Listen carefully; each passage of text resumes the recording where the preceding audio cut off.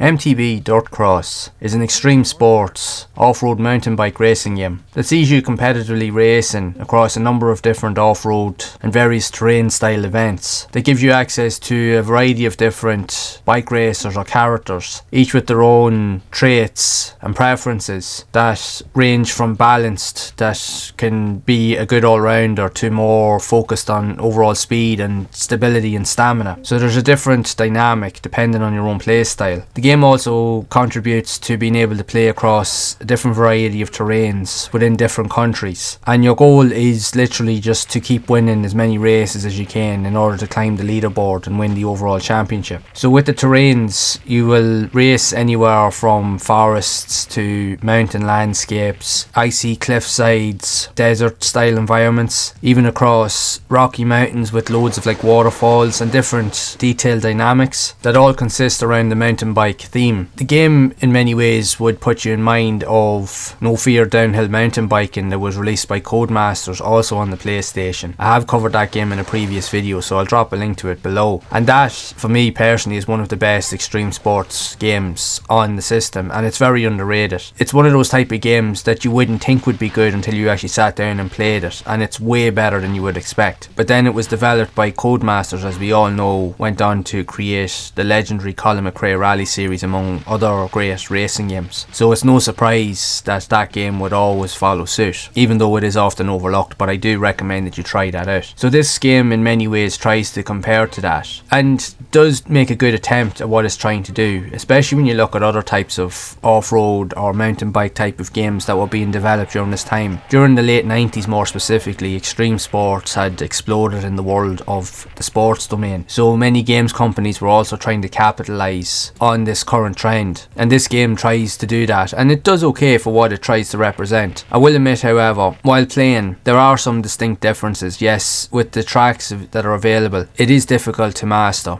In order to unlock most of the features that is in the game, like hidden characters or even hidden tracks, you do have to race and compete at the highest difficulty level. But even on the easiest difficulty level, this game is still tough, as you spend a lot of time racing on very uneven terrain and environments, uphill, downhill, over jumps. In many cases you'll get to a point where you will come across like cliff steps or just gigantic steps that in most cases you could usually just jump over them, but this game also gives you the ability to jump off your bike and run that allow you to get over these hurdles. Yes, it does slow you down in the long run, but in order for the overall victory, it's inevitable that you're able to utilise these additional features, as if you're watching the AI when you're racing, they use it to some degree as well. But make no mistake, this is a difficult game. Yes, the control systems will take a bit of a while to get used to, and even some of the collision detection can be a bit off-putting and probably isn't as well fleshed out or polished compared to some other games out there, especially if you compare it to the likes of No Fear downhill mountain biking, which is a phenomenal game. But it makes a good attempt at this sport compared to other games on the system. But make no mistake, the AI in this is very, very tough. More often than not, you'll be fighting with last place for most of the race, because the guys that are there will be so far ahead of you, especially if you make a mistake early on. It's pretty much race over. There really is no room for error or mistakes in this game at all, because you have to kind of stay on the main track, and if you kind of even go off the track a little bit, even on the side pieces of gravel, which you will do a lot in this game, it greatly slows you down, so that can also hinder your progress massively as you race. But you do have the additions of being able to choose different routes depending on the track that you're playing on. At different points you will have different intervals where you can change the direction of where you're going. There will usually be like say a fork in the road, and you can choose a different path that will take you through a completely different section that will look totally different from the last. So you can either be taken through a tunnel, or you'll be taken across like a waterfall, or you'll be taken across a cavern where you have to jump over a load of rocks. Some are easier to execute or to avoid